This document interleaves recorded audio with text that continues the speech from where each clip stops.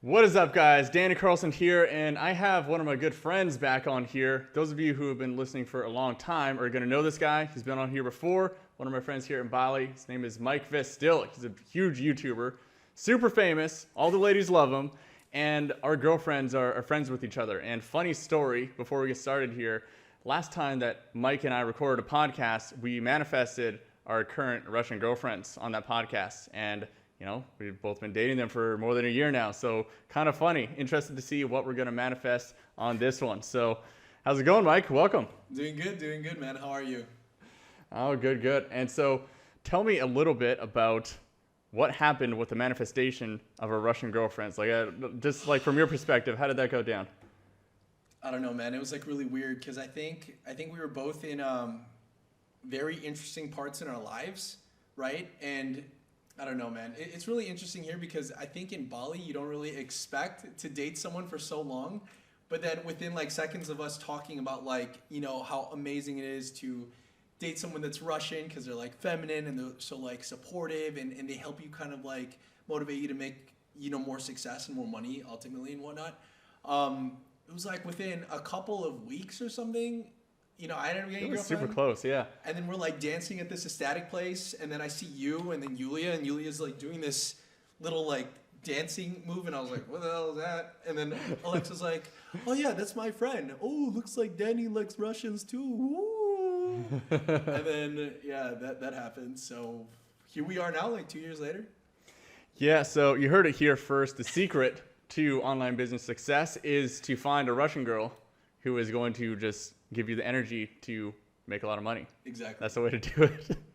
So, Mike, what have you been up to since the last time we chatted? Because it's been, maybe a year and a half since the last time that we did a podcast together here. When was the last time we talked? Was it May, June? It was something like that. Well, but the big point here is well before the world just got really crazy. Yeah. Right? So, what have you done? What have you pivoted or changed? Yeah. With all the crazy changes going on in the world today? Yeah, I mean, I think the past year has been intense, right? Because, I think the last time we talked, it was when I was actively doing mostly podcasting and whatnot. And after that, I got robbed. And then after that, a bunch of our ad accounts started going down.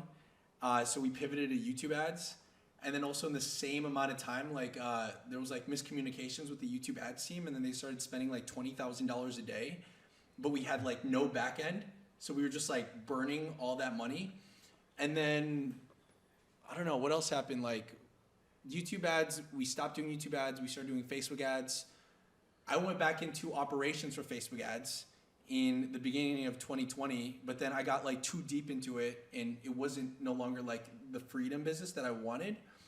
A bunch of ad accounts kept on getting shut down. I was getting severely unhappy.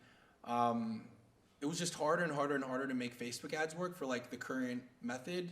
And yeah, I think in August or something, there was some partnerships that ended up dissolving. Everyone's in good terms, but it was just, we had more expectations for this business idea and it didn't necessarily go according to plan. So I don't know. I think that's the worst thing, to spend a lot of time and money and resources and your energy in an idea that you thought you could make so much money on, and then after a year of putting your blood, sweat, and tears into it to find out that damn, this is just a whole waste of time, right? So that ended up going down, and while that was going down, because I was so all in on this idea, right? And I think it's just because I have an extreme personality. When I sink my teeth into something, I only want to do that thing. Up around August, my YouTube channel completely died. And it completely sucked. Because, I mean, you say, YouTube star, stuff like that. But, in my mind, there's, this imposter syndrome that kind of, flashes. Because up in that point, I literally, my YouTube channel died, right? What happened? The organic reach, the views of your videos just started going way down? Or what happened? So, at the end of, when I got robbed, at the end of 2019, I told myself I'm going to not do organic and I'm just going to focus on advertising, right? So I literally stopped making videos. I stopped being consistent. I put all of the videos that were making me money on private, right? And I was just okay, you know what? This organic stuff is messing up with our paid advertising analytics, right? It's giving us false data that we can't optimize for. So at the end of 2019, I was just like, okay, I got robbed. Maybe this is a sign. I'm just going to stop YouTube, right? And then now in 2020 in August, like the AdSense that was on my YouTube videos, like before it was like a lot, but then in August it went down to as little as like $7 a day, right? And oh man. Yeah, and freaking sucked because all of the streams of income that I had in the past, I ended up literally like forgoing and not focusing on it to just focus on this one idea that did not work. So here I was, you know, used to like higher levels of success. This one idea that I went all in didn't do as well as I thought. And then we ended up just like not doing anymore. And here I was like in this like little identity fatigue thing in my life where it was only making like $7 a day. And I'm like, damn, $7 a day. I have a Russian girlfriend, huge expectations. And Russian girlfriends are expensive. By the way, guys, Russian girlfriends, more than American girlfriends, have the expectation that you're going to be the, you know, financial provider for the relationship, for me. right? You provide. I will create energy and home out of this. Yeah, dude, it was really tough because it was also around a time where I didn't know how to share this with my partner. Like we went through a lot of like different fights about it, and I was just like, you don't understand, I need to be minimalistic right now and frugal and get myself back up there. And I think end of 2020 or just the 2020 in whole was like really, really tough. And I think that changed it was when I met up with someone who literally owns like the Astana down south. Mm-hmm. He was like, I told him my situation. I was like, dude, this is like really, really tough. Like every single time in the past, whenever I had my back on the walls, I just wanted to, you know, double, triple, quadruple like my grinding, but then I would be like too unhealthy in that part. And, you know, money would go back, but I would look like a maniac, you know? Mm-hmm. So I knew that I was back in that part of my life, and I was like, okay, when I do this the second time around, I don't want to be as extreme in the past because, I mean, like, you're even more extreme than me, right? So you probably understand, like, what I'm talking about. Yeah, well, like, I remember, like, I would see you at the gym during those periods when you're extreme, and, like, I would see you would just have this look on your face, so like, I was just like, you're like going to freaking war, man. And like I remember you would like walk past everybody, you wouldn't make eye contact with anybody, and you just go freaking do like the heaviest lifting you could. Like it's just like it's clear that like something was bothering you during that period, man. No, it was extremely tough. But this guy was like, dude, you're 26 at the time. You should be doing nothing but meditating for 10 hours a day. And I was like, that was not like the advice that I'd followed in the past. You know, it's like if shit hits the fan and you need to make money and you need to create freedom for yourself, to provide for Russian girlfriend and all these things, that's just like a joke, by the way. She's like super awesome. She's like an entrepreneur. She has like her own business and stuff like that. But this is just kind of like an inside joke that you only understand if you date like a Russian woman, right? Yeah, you know, it's just a different culture, right? There's nothing wrong with any of that. And so it's just. But you know, like back in the day, I would just be like, okay, just stop talking to people, stop going to social events, and just continue work, right? And it was like really hard because like when I had that, you know, when I met you, I think the last week at Thanksgiving together, like a couple days after, that was like the first time I was surrounded by a lot of people.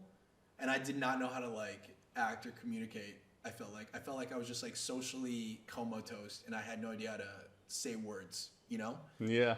And it was at the point that I was like, okay, I need to get this fixed. I went up to this guy. He was like, dude, you got to meditate for 10 hours a day. And I was like, I don't know if I can meditate for 10 hours a day. I'll try 4. And for like a couple weeks, I literally just started meditating for 4 hours every single day, right? Wow. And it was weird, dude, because like business-wise wasn't as good as it used to, especially if you like have an ego about it. I didn't realize how much my ego was attached to like a certain number for me to actually feel happy about myself and confident and whatnot. And he was telling me, he was like, the problem with people and money is they chase it like from a place of lack. So they constantly find themselves doing things that, even though it can make them more money, it will take away more from them. Like he was telling me he could have made this deal with like this Chinese investor and made like even more money, right? But he's like, why would I when I'm kind of playing into someone else's game when right now I have like millions in the bank. I have this place in the south of Uluwatu, like beautiful life. Everything's good. I don't have any extra stress and life is really good. Why chase something when even just like this environment that I'm in, you know, it's already like a good thing, you know? Mm-hmm.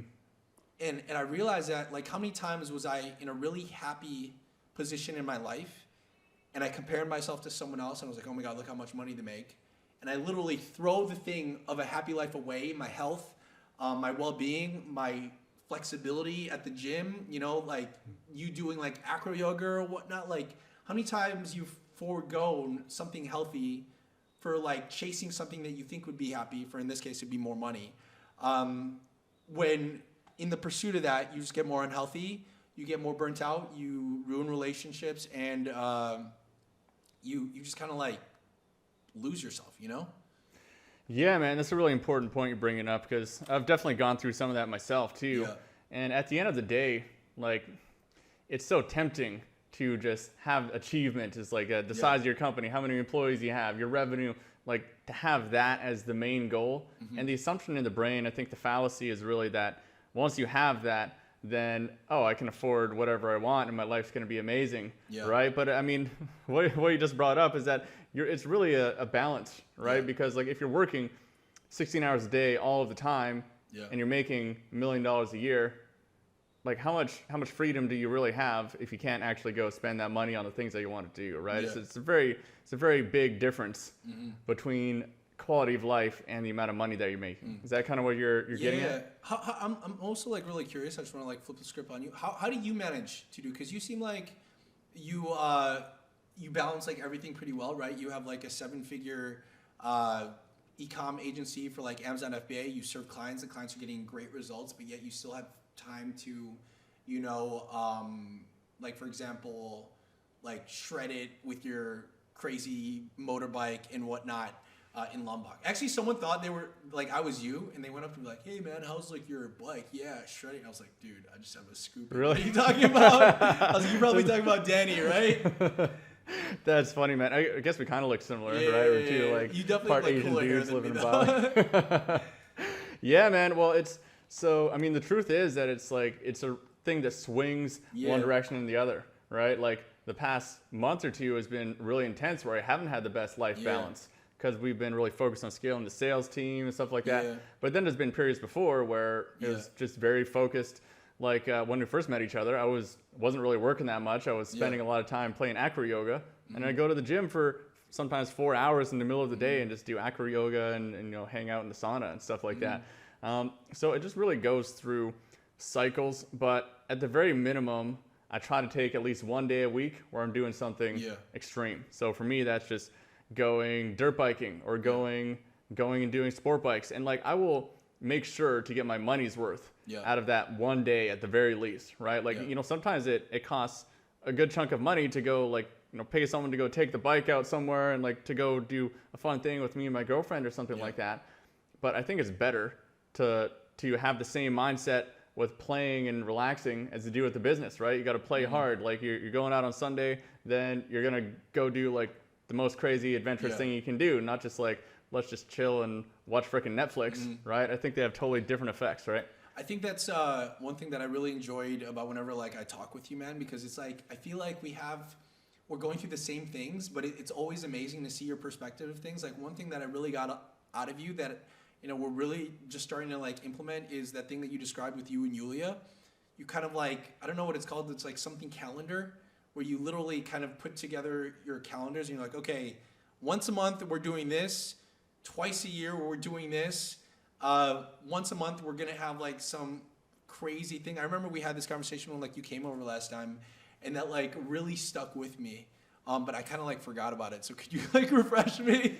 Yeah, so I mean that's called hedonic calendaring, and to be honest, over the past months, like we've both been really busy, and we kind of fallen off of that for sure. But I mean, the whole concept, I think, where it's really powerful is just setting the intention to do those things, right? And like even if you're not perfect with it, you're at least setting the intention. Like these are the things that we want to do, and we want to do them, roughly on this basis. Yeah. And clearly over the past year, like all of those travel plans, like travel to a foreign country once a quarter, has kind of gone out the window. We definitely haven't done that.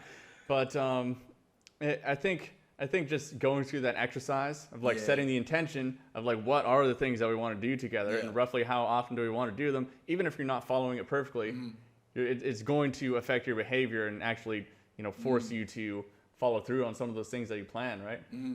So I'm like really interesting because like I think every single time we have these conversations, like I get so much from this because like you're super smart, you're super sharp, you have like so many cool things going on. So you have like your business, and like for example with the agency, what's like the because like when I was like in this like dark spot, I was like starting to think about like profit margins instead of like revenue, because like before I would just shoot for revenue, and like I wouldn't care about how much profit I would make. I just wanted to have like in my mind it was just like a big like pissing contest, right? And I was like, oh, revenue this, like they're like saying like, yeah, man, I made 10 million last year, but I spent 20 million on Facebook ads. So like, what's like the profit margins of like agencies typically? Because I was just always like curious. I never understood the profit margins with agencies.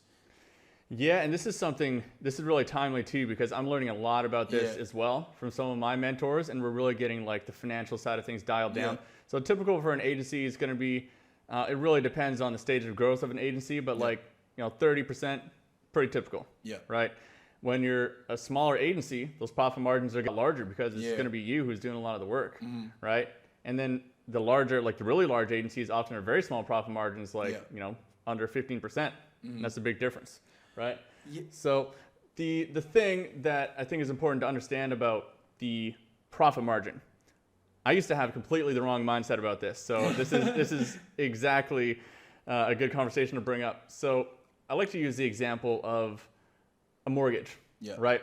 If you have $500,000 in the bank and then you have a mortgage, okay, still recording. That's always the creepy part. When it goes on screen, you like freak out a little. You're like, is it still going?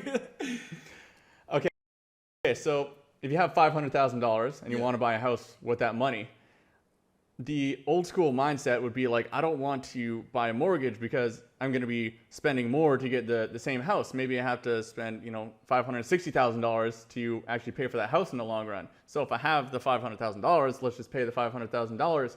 But what you got to understand that once you're a business owner, that money that you have is capital that can make a return for you, right? So if you took that $500,000 and you spent it on your business, you're not going to just like save that, 3%, 5% mortgage, whatever that is.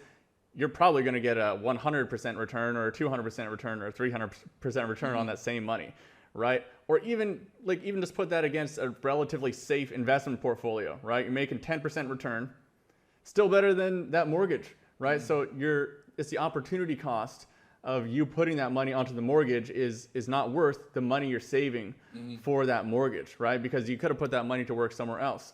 So what people who really understand this well, they're getting the mortgage and they're paying the extra price for the mortgage because it allows them to have that capital to use in investments that are going to get them a higher return, right? And so in the context of a business, it's the exact same concept, right? Because if you're just focusing on trying to squeeze every dollar and get the profit margin down, then maybe you have a nice looking profit margin on paper, but then you're probably not like using your cash flow as wisely as it could be and investing in new employees and all of the things that are going to bring the profit margin down, because usually, at least in agencies, to hit that next level in your agency, you're going to have to hire ahead, and you're going to have to spend ahead of that next growth level.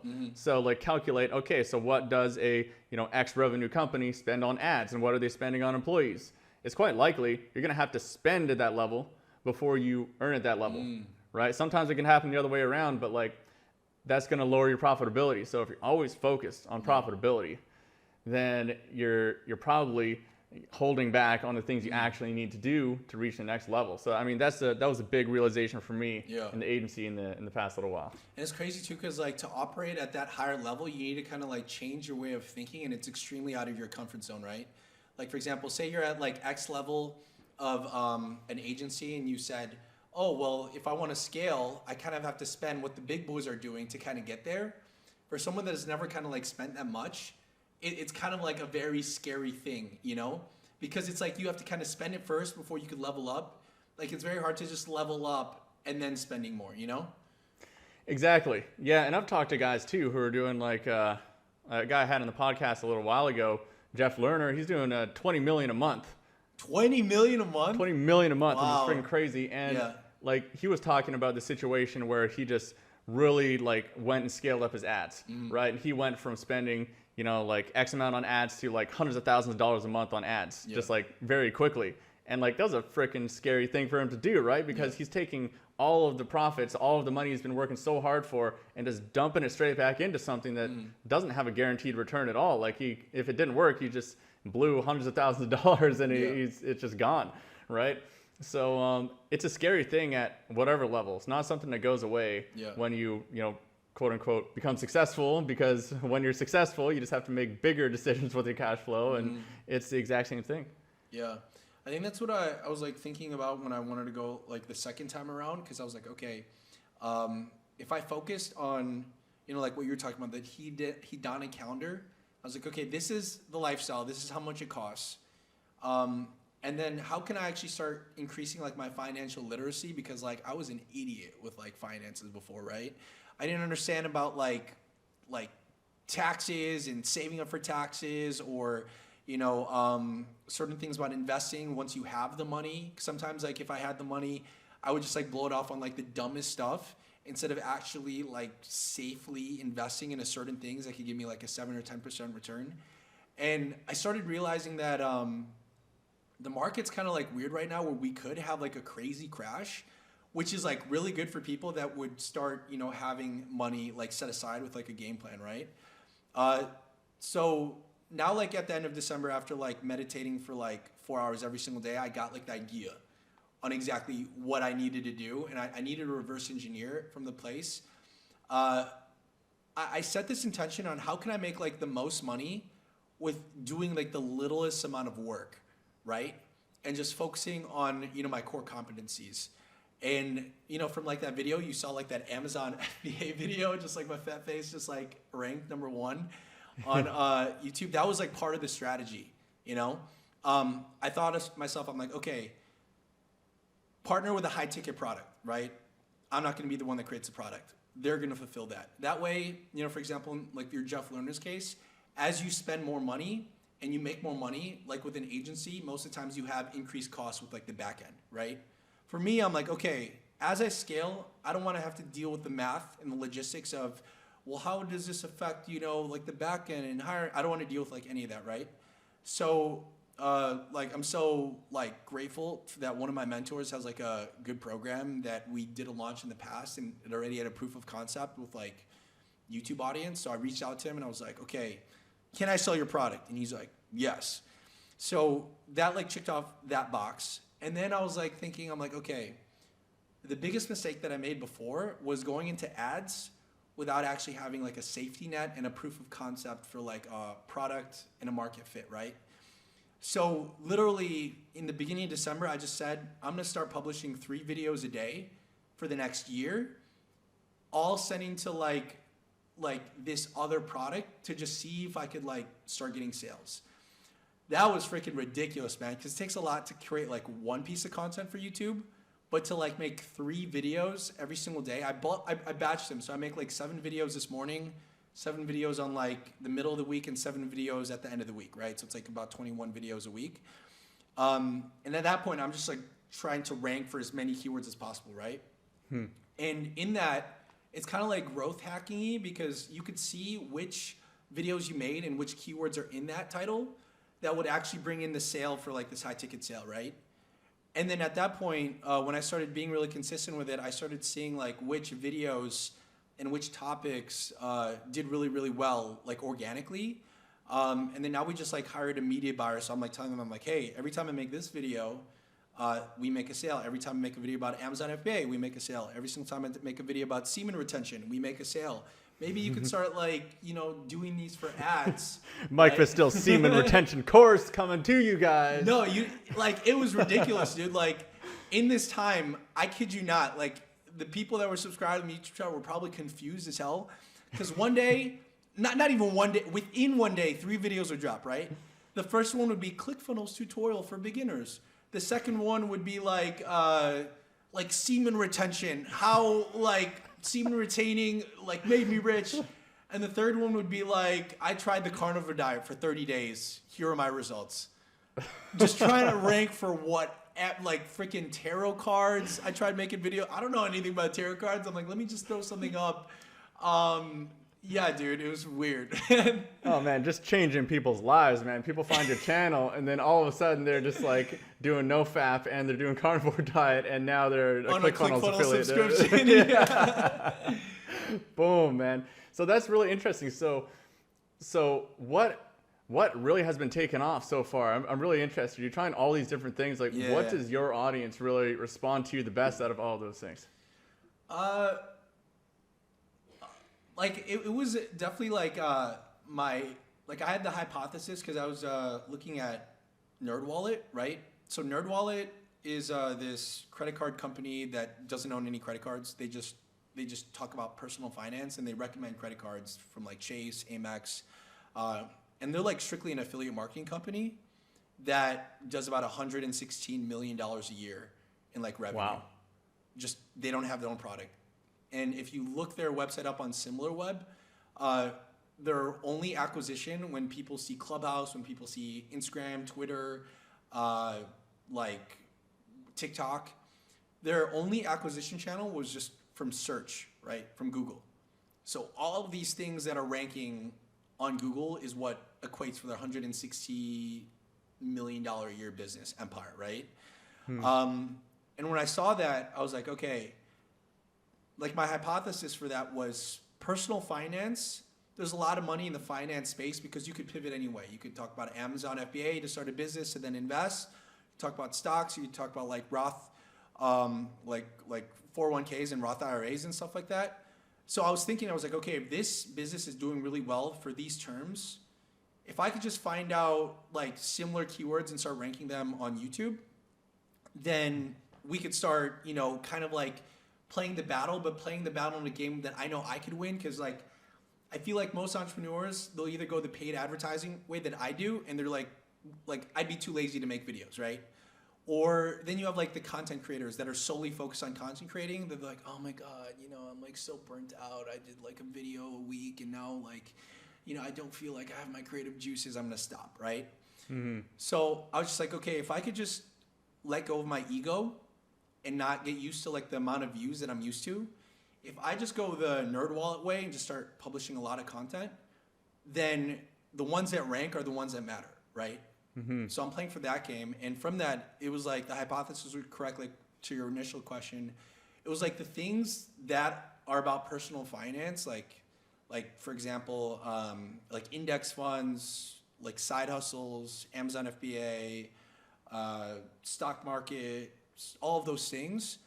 Even crypto, right? Like if you type in Coinbase or something, I think I'm like the first for Coinbase or like Binance or something like that. Oh, damn. That's probably a hot one right now. Yeah. So I'm literally just like making all these videos and just throwing it up there.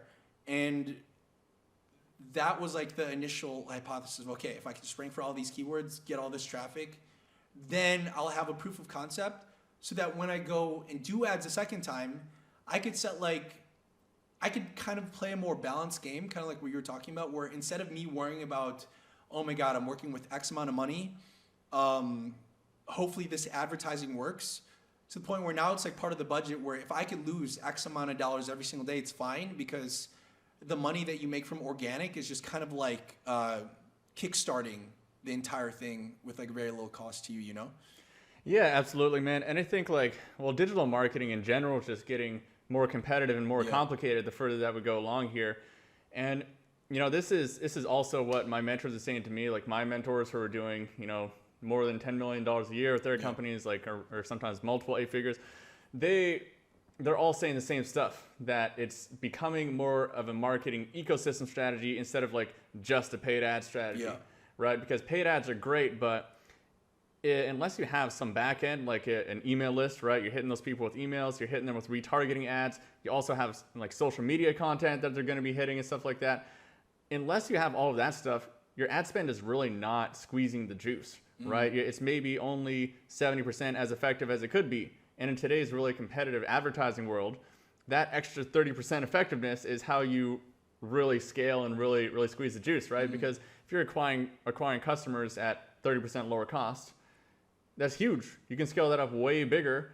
And then also it's just going to make everything work better. Yeah. Right. So yes, it's a lot more work to set up that entire marketing ecosystem. But I mean, from what I've been seeing, like for my own company and then also like my mentors' companies, it's really like what the guys who are really doing good these days in 2021 are doing, right? Yeah. Yeah, dude, it's like pretty nuts. So I think that's like my main strategy forward, because like my idea was just like, if I like do 3 videos a day, and do this for just like a year, right? That would be like 1,000 plus videos. Like in my mind, if I could just get 1,000 of those videos to get 100 views a day instead of the other way around, because my old strategy was, if I could get 100 videos to get 1,000 views. But then I started going for like crazier targeted like keywords, and I'm like, okay, if I could just get 1,000 videos to get 100 views a day, that's like 100,000 visitors, like to your brand that you could promote like whatever the hell that you want. I mean, like for example, it's crazy because if you think about it, you have a 7-figure agency and you rank for like only a couple Amazon keywords, right? So, exactly. Only a small handful are we in the top 5. Yeah. So it's like crazy just like what organic can do. And I think that moving over to the paid acquisition channel, like I think it would just like allow you to be more competitive. So I just started thinking about like my business more holistically than that, but not just that, because you know we cash flow really well in the past as well, but I never had an investment strategy. I think the biggest thing that like I've ended up learning is just like where to invest my money now and how to like savor taxes, as also having a plan as once for example, like you know you have enough in investments in the US or something, or in your case Canada, how to start like positioning it to maybe getting like second passports and opening up like bank accounts and wealth in like multiple other countries, like for example Singapore or Hong Kong, or getting a freaking Portuguese second citizenship, just so that like literally worst case scenario, like my mentor ended up buying a farm in Argentina just in case. I don't know why. He just has a farm in Argentina, like worst case scenario, right? I don't know, man. I think the game of wealth is like whoever could think the furthest. And okay, here's like an example, totally off topic, but kind of on topic. Have you ever seen Money Heist on Netflix? Yeah. You know the professor, the guy that like created the plan for like everything to like rob the bank and everything? Yeah. Like he literally had a plan for every single situation, right? Up until like recently, I've only had a plan of make a bunch of money online, and that was like it, right? Yeah, the most money for the least amount of time. That's what I'm doing. Yeah. I never thought about taxes. I never thought about investments. I never thought about like there was this one guy, he was like saying, my initial goal was to make $100,000 a month with my business. But then once I got there, he said that was stupid because now you're just kind of like, you get bogged down in this job almost thing, right? His new goal was like, how can I make $100,000 a month in my investments, right? So that's about like, I don't know, $12 million in investments. And that's after taxes. So in the US, you'd have to make about 15 to 18 million to get to that, right? So with those questions, it's like completely different scope of like, how can I just make as much money? It's like, how can I make as much money, then protect it, then diversify it again with different bank accounts in different countries. I don't know, dude. It's like a huge freaking like mind fuck, you know? Yeah, I mean, like there's a big reward for getting it sorted out, but it is like a real crazy thing to sort out. And I just want to say here too, like I'm definitely interested in those things and like doing some things like we have a company set up in Indonesia now and like you know, some various things like that. But it's one of those things where I feel like a lot of people can waste a lot of energy trying to do that before they really should. Mm-hmm. You know, like if you have like $10,000 in your bank account, doesn't really make sense to go spend a bunch of that getting a second passport in freaking another country and like, setting up Singaporean bank accounts and all that kind of stuff. It's a big headache and stuff like that. I feel like, maybe educate yourself about it and figure it out. But like, I think a lot of people, they kind of spend so much time trying to figure that stuff out. But like, one of my mentors was saying to me, like, unless you have 10 million in the bank, like a lot of this stuff, these tax strategies and stuff are not really worth it. So you got to take a lot of money to go set up some of these tax strategies. And unless you're saving hundreds of thousands of dollars a year on your tax, which of course need to be making like more than $1 million a year, then probably just better focus on making more money in your business. What do you think about that? Yeah, I think the biggest takeaways are just literally making as much and then being as frugal as possible, but doing it in a way where you don't like hate your life, So like, even if we just take away that strategy, because like wealth is literally just like making money, saving it, and investing the difference. Like you pick like a business model, right? Like they could either start an Amazon FBA and hire you, or they could go to your program and learn how to build an agency like you, right? Like whatever way is like perfect. Then the next step is just spending as little as possible, right? So like we're grateful to live here and be stuck here in Bali, right? It doesn't take that much.